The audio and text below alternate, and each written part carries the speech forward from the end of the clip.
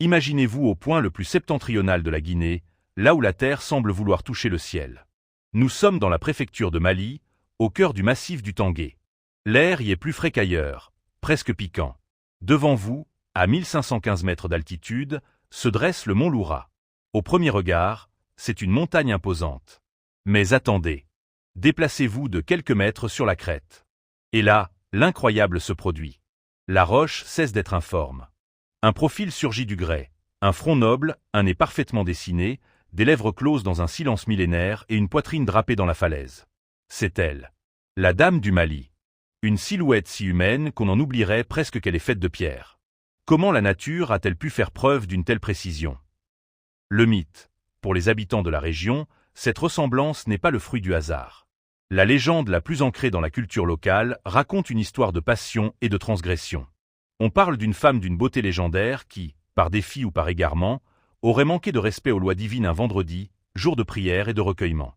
Le châtiment fut immédiat et éternel. Elle fut pétrifiée sur place, condamnée à contempler l'immensité de la plaine pour l'éternité. Pour beaucoup, elle est un rappel constant de la puissance de l'invisible. Mais pour d'autres, elle est devenue une figure protectrice, la gardienne du Fouta Djallon. On dit que son regard veille sur les récoltes et protège les voyageurs qui s'aventurent dans ces contrées escarpées. Ici, la frontière entre le conte et la réalité est aussi fine que la brume qui enveloppe le sommet au petit matin. Si l'on quitte le monde des légendes pour celui de la géologie, le miracle reste tout aussi fascinant.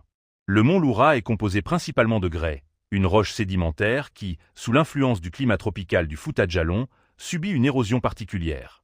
Pendant des millions d'années, l'alternance entre les pluies torrentielles de la saison hivernale et les vents secs de l'harmattan a sculpté la montagne. C'est ce qu'on appelle une pareidolie.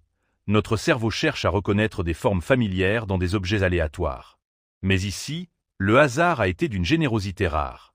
Ce n'est pas seulement un visage, c'est une posture, une attitude.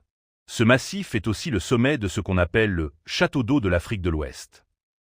C'est de ces reliefs que s'écoulent les sources qui iront nourrir le fleuve Sénégal et le fleuve Gambie. Sans cette montagne, c'est toute une partie du continent qui aurait soif. Atteindre la Dame du Mali est une récompense qui se mérite. Il faut parcourir les routes sinueuses depuis la baie, traverser des villages aux cases de terre rouge et grimper des sentiers où l'on croise parfois des bergers peuls et leurs troupeaux. Une fois au sommet, le spectacle est total. À vos pieds, le vide. Devant vous, une vue imprenable qui s'étend jusqu'aux frontières du Sénégal et du Mali. Les vallées verdoyantes s'entremêlent aux falaises abruptes dans un camailleux de verre et d'ocre. C'est un lieu de silence. Un lieu où l'on se sent minuscule face à la grandeur de la nature. Pourtant, malgré cette beauté brute, le site reste préservé du tourisme de masse.